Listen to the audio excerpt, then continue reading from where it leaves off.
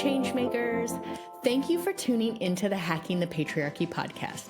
I'm your fervent feminist host, Raven O'Neill, and I get the honors of sitting down weekly with diverse experts from all walks of life to explore ideas, opportunities, and strategies that we can all use to hack our way to better lives within patriarchal societies. If you're ready to hack patriarchal systems and structures, I invite you to join us and help move the needle. Joining me today, please welcome Andy Dehnart. Andy is a writer, critic, and teacher who specializes in the analysis of reality television. He is the founder of Reality Blurred and the president of the Television Critics Association. An award-winning journalist, his work has appeared in NPR, the Los Angeles Times, and the Washington Post. He lives in Florida and is currently working on a memoir, I'm Here to Make Friends. Please bring your hands together and offer Andy our biggest heartfelt welcome to the show today. Welcome to the show today, Andy. I'm excited to have you joining me.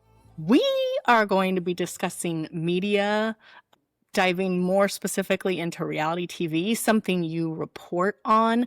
I think a great starting place is to learn more about you and that journey into that space. Sure.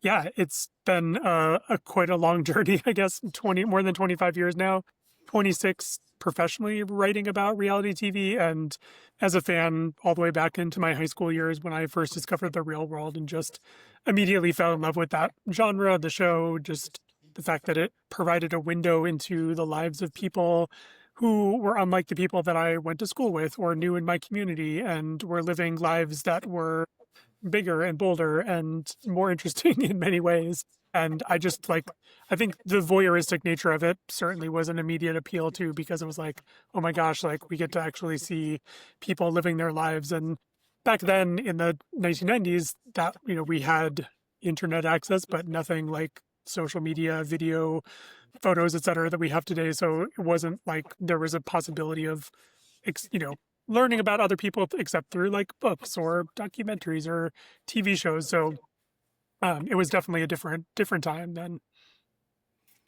Way to date us. Real world. Exactly. Those tuning in, go look Right. that up if you've never heard of it. That definitely hits for showing my age. Yes. Actually, a great question, because I worked a little tiny bit on E! Entertainment, which did have reality TV shows. I watched The Real World, but didn't necessarily, I wasn't a fan. I didn't dive too deep. I feel like that sort of reality TV was far more reality TV than we have today. I think that's true in many respects, in part just because it was filmed like a documentary. It was famously the product of a documentary film producer and a soap opera producer, and they merged their sensibilities together. But pretty much the way the show went was they cast this group of people who didn't know each other, put them together in a space, and then just filmed their lives for months. And you do that for a long enough time, you're going to get enough material to fill episodes. You're going to have plenty of, again, that material will be really hopefully juicy and make for good television. Today, budgets are much more compact, time is much more limited, and in order to even greenlight a show, sometimes networks are saying, like, we need to know exactly what's going to happen in the show.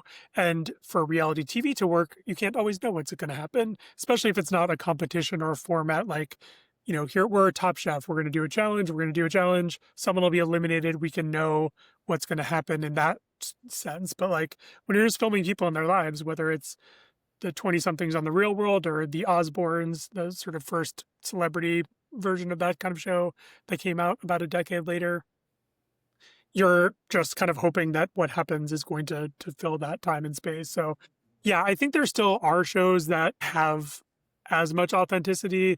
And I think, there's certainly layers, even if someone just shows up and is filming you, like the fact that you're on camera, it's probably going to affect the way you behave a little bit. And so it's like impossible to get, a perfect neutral view of someone's life. But I'm not sure we ever get that anyway with each other.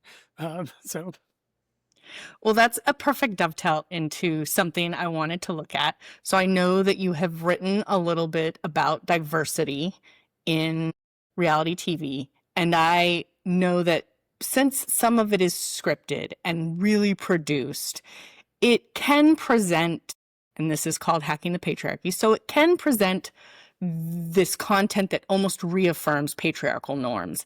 And I just kind of want to look at what you've seen, what you highlight, your views on it, and then also how you might change that if you were working directly in it. Yeah, so much there. And I think in part because there's so many different types of shows and so many different ways that this manifests itself. I'll back up to calling it scripted, which definitely there is a sort of scripting process in most shows, but instead of coming sort of before a show happens, it comes after.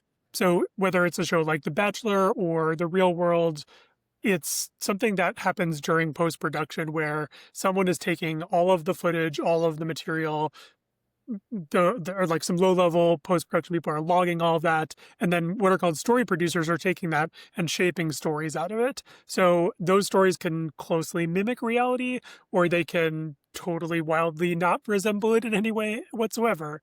And you have there a point at which people can shape stories to tell the story that they want or that they think is the most interesting. And if you have someone who is like all of us grown up in patriarchy, like has that sort of infused in our brains DNA, basically. That's not a scientific thing, I don't think, but I'm a TV critic. Infused inside us, that sense of patriarchy, it might come out just implicitly, that kind of implicit bias. It might be explicit bias, either from those producers or from then they get notes from their bosses and the networks. And they might be like, we need to see this person be more vulnerable. And because she's a woman. And so like, let's soften her a little. And like, let's show this man being a little more masculine in certain ways. And so it's really easy to kind of pick and choose footage that matches up with those preconceived ideas and really does, can really give a distorted understanding of not just what happened, but of the reality of relationships between men and women. Never mind queer couples who are rarely featured on these shows, speaking of patriarchy. So I think we also see all kinds of bias come in. And I think a lot of it is implicit bias. Like, I don't think that people are just setting out to say, like, I'm going to go on Survivor and I'm going to be a racist, or I'm going to, be a Big Brother and play this as sexist as possible. But almost immediately you can see the effects of that, where like an older woman on a Survivor tribe will be kind of ostracized. And if it's a woman of color, even more quickly. Like, there was some research done in the first 40 seasons of Survivor and just found that people of color and women especially were voted out first, just at wildly different proportions than anyone else.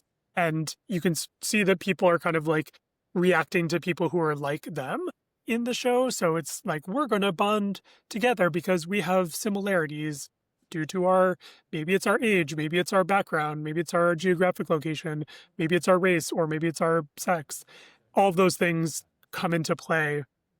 And again, I don't know if anyone's doing this intentionally, but it's one of the reasons that why casting is another part of this equation of the quote unquote scripting of all reality TV, where the people you put on a show really do matter. So if you have one older Black woman on a tribe of, 10, like 25-year-old white people, like there's going to be an immediate sort of othering that happens even without anyone really doing that intentionally. So the more casting can sort of be like diversify the types of people we have. I think that's one major change I'd like to see, is just like more older people on reality TV, more people of differing sexualities. Survivor actually has been really good about that the past 5 years and really diversifying the number of people we see in terms of sex and gender expression, those kinds of things. Age they have been terrible about, so we're still not seeing the old people are like 50, and that is not, as we know, old. That is very young and not even middle-aged. Not that I have any strong feelings about that as I approach 50. But yeah, so casting is one thing, and I think the other thing is probably the biggest change that needs to happen is the people who work behind the scenes of reality TV shows need to not just be aware of what's happening, but also be trained. And then, of course, it helps to have people who have a diverse array of experiences behind the camera. Going back to Survivor, there was an experience in season 39 where several women were touched by a man that they told him to stop, and he didn't. And like the show didn't respond well to this. And I'm not sure if the show didn't respond well to it because the people behind the cameras are mostly white men, and just didn't hear the women complaining about this or mentioning it in a way that deserved a response. And I'm not sure if you had more women behind the cameras in those producing roles. And Survivor does have some. I don't want to pretend they have none. But if you have that, I think it's more likely that people's experiences will be better, that they will that they'll be more thoughtful, more considerate. And the same is true in the post-production and editing processes. You want people in those roles who are going to be able to see that, like, maybe we're playing a little bit into stereotypes here, or like maybe this is something that, like, actually, like, this woman on this season of The Bachelorette had a lot of agency, and our editing is kind of removing that. So why are we doing that? Are we doing that just to reaffirm our viewers' views that women should be passive in relationships and should just let men make all the decisions about when they get engaged and that kind of thing? So yeah, I would say those are two places. Lots of others that we could dive into as well. I feel like we could go down a rabbit hole of this because you're right. There are so many touch points in the process where implicit bias can come in, and then does it compound the problem across production? Like we could talk about that all day. That's a whole topic in itself. I want to look at, because we just looked at how we could shift it from the production side, I want to look at literacy and media consumption from the consumer side, from what we're looking at, what we can do. And I think you have written about this, kind of what we can do to look at it for what it is, enjoy it the way we want to, but also maybe not take those norms so deeply and then go out into the world and attempt to be maybe something we're not, skew our view of the world. Yeah, I think, when we're looking at media and how it's affecting us, I think there's, like, sometimes we want to say something like watching this causes that, and it's really hard to prove that kind of causation. And it's something that just, like, there's not a kind of like a link. Like, I don't turn on The Bachelorette and then immediately decide as a woman that I want a man to propose to me instead of proposing to a man, or whatever the case might be.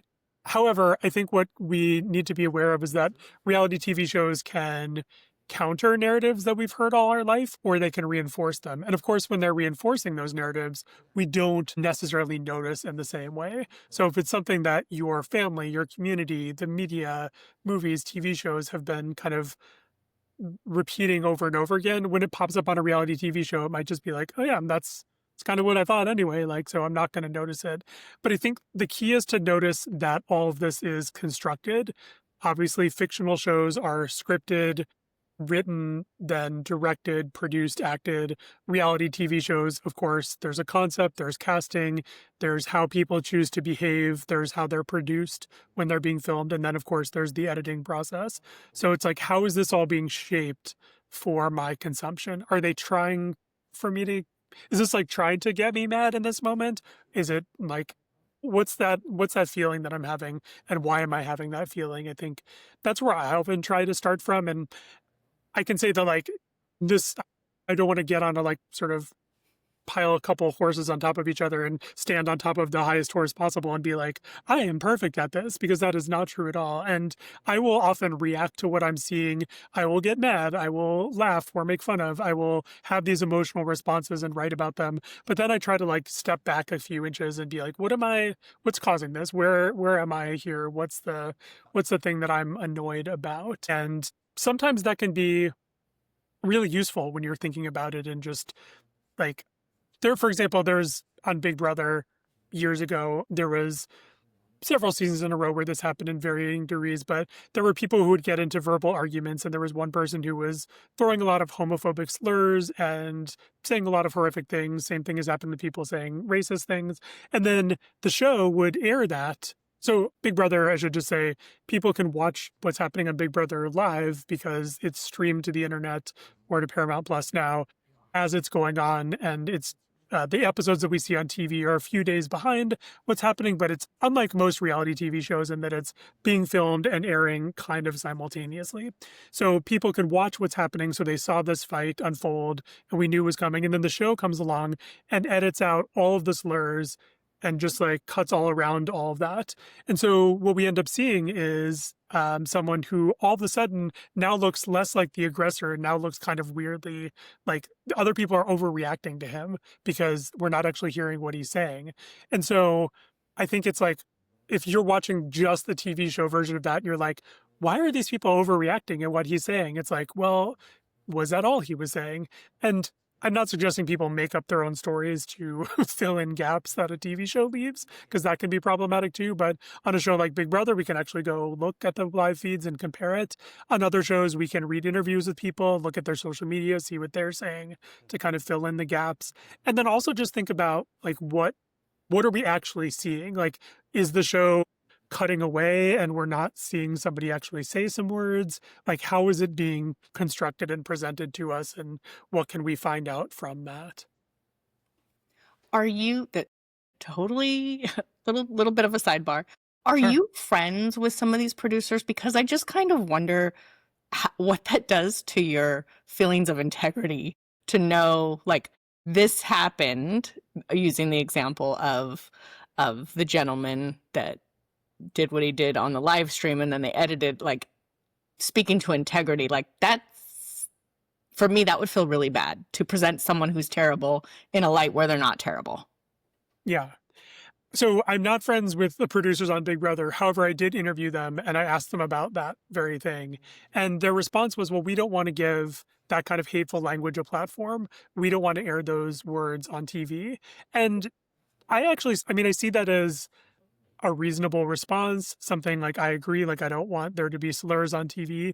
I do think, though, that just by erasing it, they created something unintentionally, and they suddenly, like, I don't think they maybe set about trying to make him look better than he actually was in that moment. But I also think that there was a huge blind spot where they just missed what the effect of what they were doing was. You know, most producers I talk to or am friends with or connect with, I think, really do want to make the most authentic, real show possible.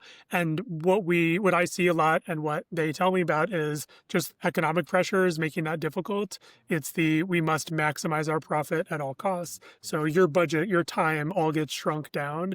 And then there's a process in TV called notes, where basically people above you or give feedback, commentary, and like those notes are often like, let's do this, or like, I don't understand this, so can we readjust that? And those can be really helpful and make a show better. And they can also really cause distortion. I think it's like, I had one producer tell me once, and I'll kind of anonymize this, but it was basically a version of, we have a show, someone climbs up a ladder and then like does something and gets down off the ladder, and then the network executive watches this and is like, so can we have that person fall off the ladder? It's like, they didn't, and we filmed it. Like, what do you want? And it was basically like, the suggestion was go back and reshoot it and have the person fall off. And it's like, that is just, I mean, I don't understand. I've never met or talked to anybody who at least I knew was giving those kinds of notes to be like, what are you thinking? What are you doing here? Like, why are you doing this? Like, why are you even producing unscripted TV if you just want to direct what's happening? If you want to direct what's happening, that's called fiction and scripted TV. There's great sitcoms and dramas that do that extremely well. So maybe go produce some of those. So I do think it is an ethical struggle. And I had one final note, which I think most people aren't aware of, which is that reality TV is largely produced by freelancers. Nearly no one, even like showrunner level people who are in charge of the whole production, are permanent employees. So sometimes they will get benefits during the production. Some don't have those kind of benefits at all. None of them have unions.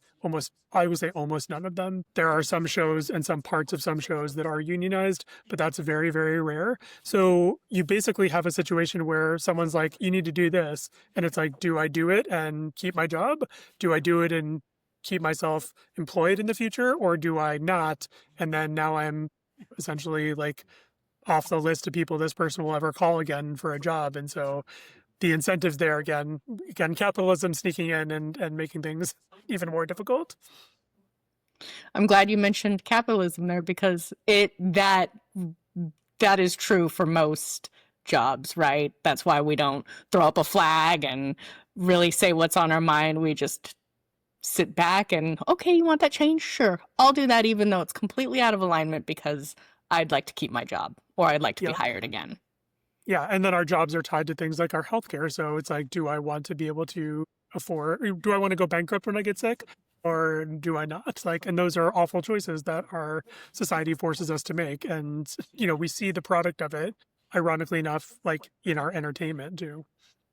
Yeah, and I think that's another thing we don't talk about enough, is how some of it's centered on healthcare, and our healthcare, we're in the U.S., is fucked. Yeah, exactly. Yes, that's perfect description. Gonna go ahead and say it. So I wanted to look at, just when we're talking about bias, and maybe not swinging at the bias route, but more the manipulation of content, how can diverse individuals use that to their advantage when creating their own content? Say more about that, what you mean. Just because I feel like so many of us are creating our own content now. Mhm. And I think that some of us struggle with how to present it in that marketing way that the viewers and the people consuming it want to consume it. And obviously it works, because reality TV has been so successful. Yeah, I think honestly the key to all of this is authenticity.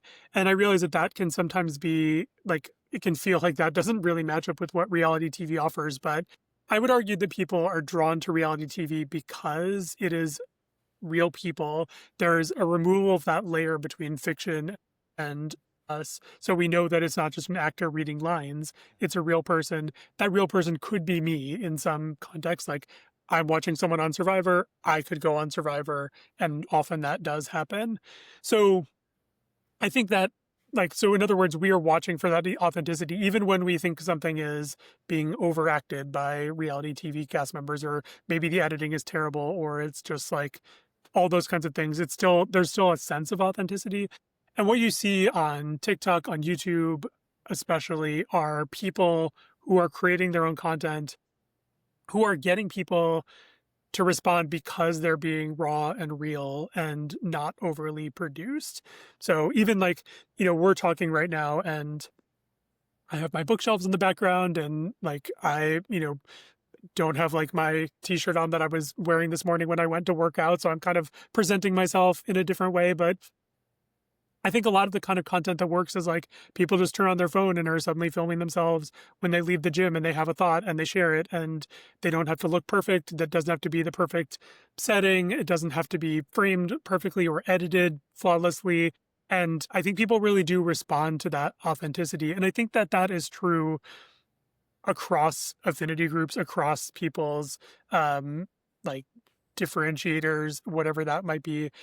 So I think that's the number one thing. The more you can be yourself, the more you can just do what you're doing, that's going to really help. Now, like, does that help inside systems like Hollywood, like sort of corporate America? Like, while Hollywood is now so controlled by Wall Street, who just wants more and more profit. And does that necessarily work? I don't think so. But I also think that's why you're seeing Hollywood suffering so much right now, and this entire rise of a creator economy and people who are, in many ways, yes, still using like venture-backed corporate tools and platforms. That's a whole nother conversation, but it's still like people are sort of saying like, I don't need the gatekeepers. I can just do the thing that I was going to do on my own. And it's like, often it's like, what is the thing you were going to be doing? Or who are you when the camera is off? Like, what is that thing you're passionate about? Versus trying to like say, like, what do people want? How can I give that to them? That's going to rarely work. Like, every time I write a story and I'm like, oh my gosh, this is going to get 1 million hits. Like, people are going to read it. I'm going to make some money, and like, it's going to be great. Like, that never, ever works. And then like I will spend 20 minutes writing a rant after something I saw on a TV show.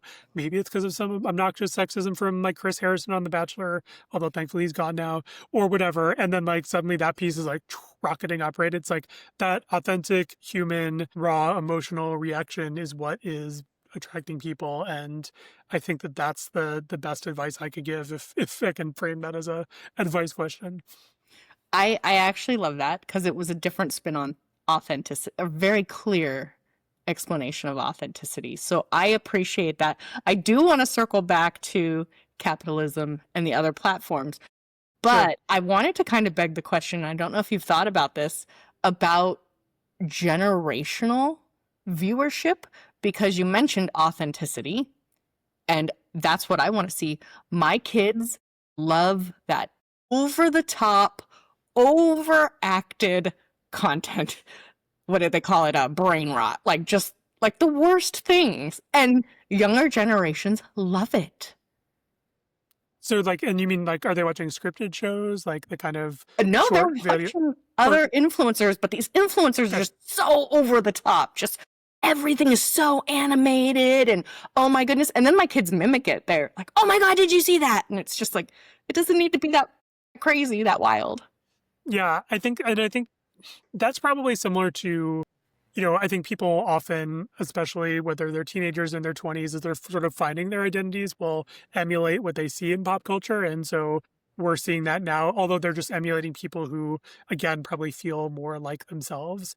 I will say, there's been a kind of trend, I would guess, on TikTok, and this is, I apologize here, like if I'm getting this wrong for those of you who know what I'm talking about and I'm not getting right, but I think there's an influencer named James Charles, and he was doing this like exactly kind of overproduced thing where he was at a Disney theme park and like drinking us and making a little video, and someone filmed him being filmed do this, and like he was standing weird and acting bizarrely, and like sort of like after the camera cut was just like done, like it was totally fake. And now all I'm seeing is people making fun of that and filming their own versions of this. So I think there is something to that where it's like, if you saw his original video, you might not even flinched or noticed it. But now when we see this version of like the production, people responding to that, making fun of it, doing their own things. And that gives me some hope that it's not just responding to the overproduced, overacted kind of like influencer voice brain thing that's happening, but in fact that there's a whole culture around being aware of that, calling it out, making fun of it, turning it into something else, which is kind of exciting in a way that I think we didn't really have that in pop culture, certainly not when I was growing up. Oh, today's pop culture has accountability like never before. You Indeed. do not want to say the wrong thing, do the wrong thing. Cancel culture is is part of the deal. Yeah, and I think that's in many ways really great because at least when I hear cancel culture, I think of it just like holding people accountable for their actions. And I've seen really good examples of people being called out and then responding really well and sort of growing in front of their audiences. And again, that's a kind of authenticity and sort of saying like, yep, like here we are, like I'm human too. I screwed up.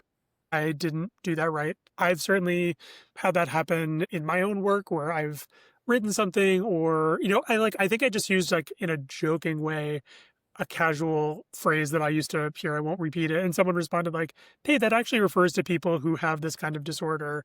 And my kid's one of them. And that just like hurt. And I was like, I'm sorry, didn't intend that, didn't know that. I won't do it again in the future. And, that's obviously different than someone, being an overt racist and having gigs pulled out from under them as they should. But I hope that this medium, the way that we are now experiencing and relating to people who make stuff, makes it possible for people to have that kind of authenticity. Yeah. Outside of being a shitty human being, I do love healthy discourse. I think for a very long time, we lost that ability. And hopefully what's coming around in these other generations and social media holding people accountable, we're able to have better healthy discourse. Hopefully that's an outcome. Agreed. Yeah.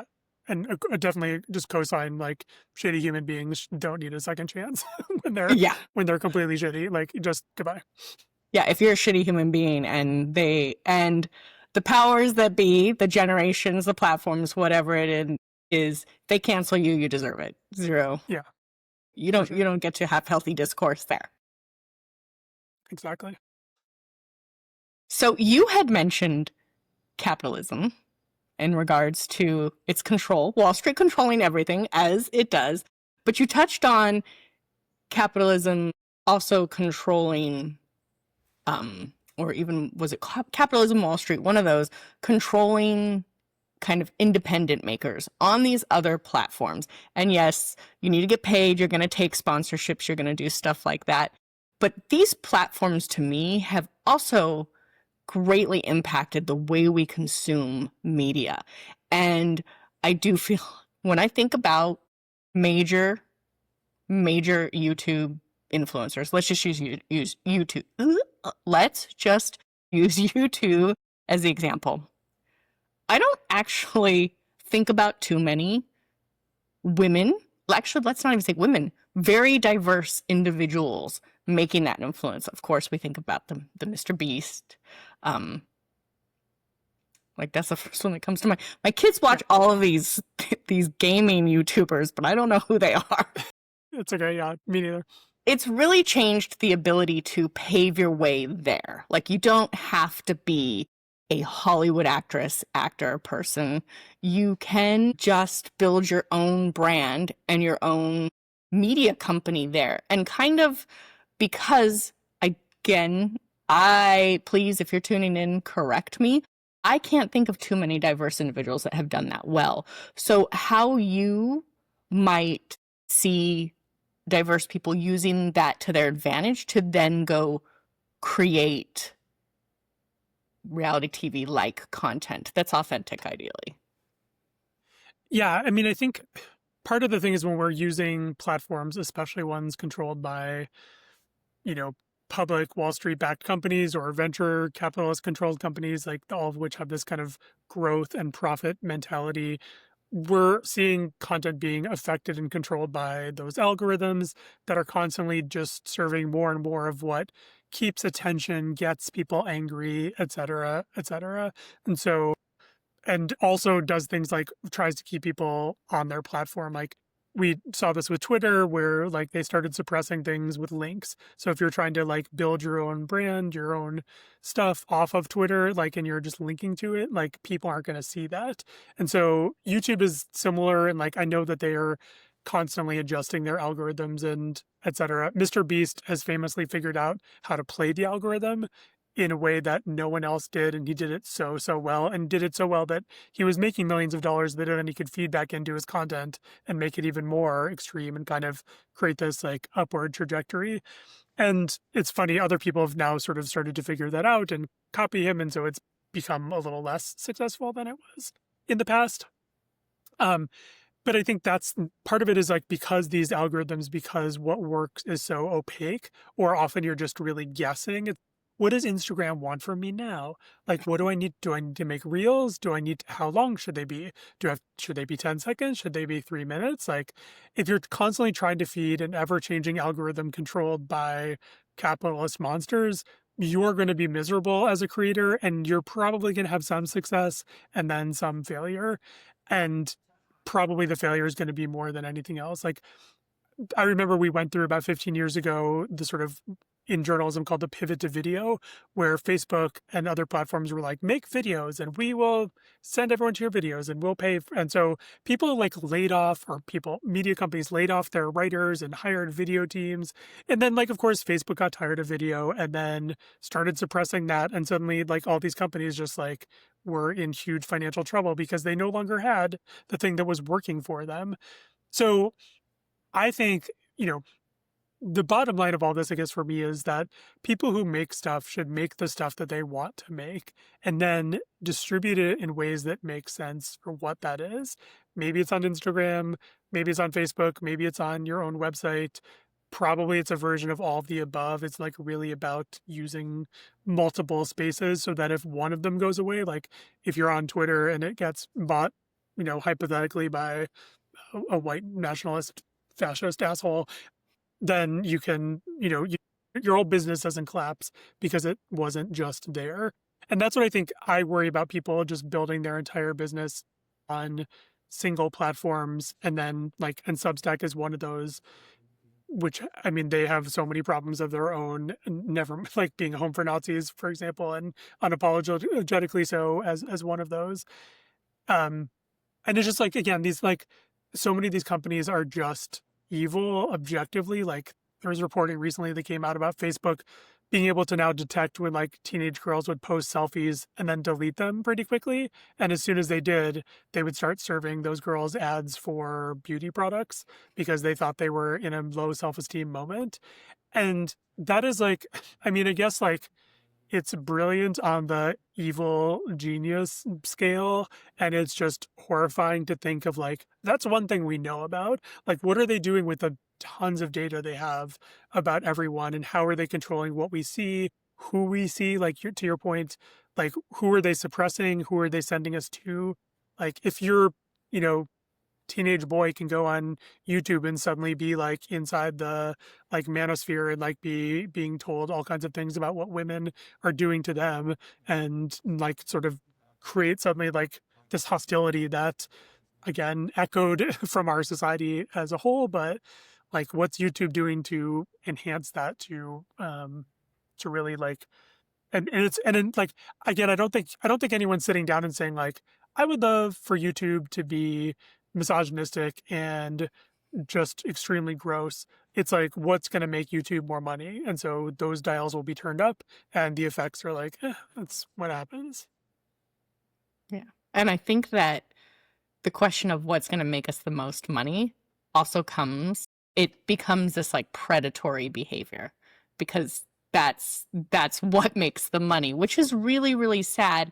But I think an excellent point that you covered is it, outside of choosing the right platform to build your business that meets your needs, but also isn't completely reliant on something else, is if you are going to make any kind of media your business, probably be very, very, very aware of what's happening within those platforms. Because again, you make an excellent point about if I know a lot of women that make their businesses on Facebook, and if you're doing that, know that there's a lot of predatory stuff happening there. And you mentioned one, I can think of a million others that I've heard of that.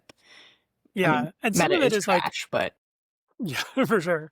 And I would say the interesting thing is some of it is really visible and a lot of it is really invisible. The visible stuff, Facebook was all build your platform here. And so I started sending all of my readers to Facebook. And so I don't remember, maybe I have 8,500 or something people who've liked Reality Blurred, my website's page, and who follow it. And every time I post something, Facebook is we're showing this to 2,000 people. So if you want 2,000 more to see it, pay us $35. And so it's this just really yeah, we're not going to show this to people unless you pay us. But there's a lot more than that happening that's not as transparent as that blackmail or whatever we want to call it. So yeah, it's like you said, just be aware. I don't think any platform owned by a company, especially one that's backed by venture capital or that is, basically subject to the whims of Wall Street, is going to be doing anything other than trying to maximize its own profit at your expense if it can. But being aware of what those things are and making the best choices, that's a huge step forward. And it's kind of like what we were talking about earlier with TV is tune in, watch The Bachelor, or watch Love is Blind and really appreciate it. But maybe wonder, why does Love is Blind never let women propose? And why are we constantly still just reinforcing this patriarchal idea that marriage is about what a man decides and a woman is just the property being flung around as part of that transaction, Yeah. And even more so, not even just what man, what your typical white middle-aged or later man expects, because it's that effect is definitely there. Because I don't watch a ton of TV. I certainly don't watch a ton of reality TV, but I don't. You had mentioned The Bachelor, which I did watch the first couple seasons maybe ever, and then I've never seen Love is Blind. But I would imagine, not I would imagine, let's use our words wisely, I have never in the time I've perused it, never seen queer couples there either. Is that something they've covered? No, of course. Yeah, they don't have queer couples because that is, and like the constant excuse is like, it's too difficult. Like, if we're on Love is Blind and we have like men and women, how would we possibly have women talk to each other or men talk to each other? Like, and I think that would just make it more interesting in general. The same is true of The Bachelor. I will say the Bachelor franchise has had bisexual women and on Bachelor in Paradise. So we've had like a little bit of like sort of deviating off of that expected traditional path, but it doesn't really seep over into the main show in any significant way. And ironically, like the Bachelor franchise is on ABC, and this is the new Disney princess fantasy, right? Of like, just here we are, we're on this like whirlwind romance, we're locked away in a bubble for 2 weeks, and then it's just kind of following those same narratives, even though this is 2025 and we're, coming up to on almost 100 years after like some of the Disney princess stuff. I thank you for that connection. I have never made that before, but makes sense. There it was. Yeah, it's funny. It's a sort of like that cliche of like everything old is new again, and it's like these narratives work, and so they keep getting recycled and popped up in new places. And and it's like Love is Blind, which is kind of Netflix's version of the Bachelor universe, and extremely wildly successful. People talk about it constantly. There's this idea that it was progressive because instead of meeting and talking to each other and having this reaction to each other's physical appearances, people are talking through a wall, actually through speakers that are in the wall. So they are chatting that way. So they never hear each other or never see each other till they've decided to get engaged, basically, and married, or not married, but engaged. And yet at the same time, like you will hear people in conversation, like there's been some people on the show who are just like, so are you a big girl? Like, basically just like trying to get an understanding of that, or trying to like figure their way through this, or making kind of excuses. And so it's like that hasn't taken away people's reaction to physical appearance. And then it certainly doesn't affect at all, again, that process of like, I, a man, am going to propose to you, a woman, and that is the structure of our show. Yeah. Oh my goodness. I don't watch any of those shows. Now I'm a little bit interested. I'm like, yeah. People love reality TV for the train wreck that it is most times. Like Yeah, and there could be a lot of train wrecks, and I think that's, honestly, I think it's because human beings are train wrecks a lot of the time. We just don't get a chance to see it, and it's inside our family, and so therefore it's too close to be entertained by it. So it's horrifying. But when there's that distance, it's kind of nice to be able to see it and from a little bit of safety, I guess. Yeah. A reflection of like, I've been in this train wreck, but I'm not going to let people know, but I get to watch someone else do it. Exactly. Well, we are coming up on time. I've loved this conversation. I love to end the show with 3 hacks that our listeners can take away to live more easily in a patriarchal system structure, get through the world as it is. Since this was about reality TV, I would love, you have 3. I would love at least 1 on producing content and 1 on consuming content. Yeah, I think with producing, I think just number 1, it has to start with who we're hiring for jobs and making sure that our behind the camera group is just as diverse as the one that we're constructing in front of the camera. And I think there's more attention to in front of the camera lately, which is great. There should be more attention to behind the camera as well. And I think that's true in any industry. But the more people you hire who are unlike yourself, who are going to challenge you, who are going to suggest things that you hadn't thought of, you're going to save yourself some heartache in some places. And I think you're also going to make your end product a lot better. And that's true whether you're producing reality TV or making your own stuff and selling it, or, leading some kind of local business. I think that would apply in any case. In terms of watching reality TV, one thing I try to do, and I'm not always very successful, is just think about like, how would I respond to somebody on the show if they were actually my friend in real life? So if I was watching a show and someone was behaving horribly, like, what would I say to them? What would I like? How would I pick up the phone and text them or call them? And what would I say? And I think it can just change like our tendency to immediately jump on someone and be judgmental about them, or be like really irritable toward what they're doing. And like I say, again, I have not always followed this because I'm often irritable, especially toward people who are treating other people poorly, or who are being sexist assholes or racist monsters. But it's worth, I think, sometimes like just kind of backing up a step and saying like, well, why are you doing this in this moment? What's happening here? And I think that could maybe, at least for you, help you to understand your own response, even if it's not something that like you can completely understand as a produced TV show.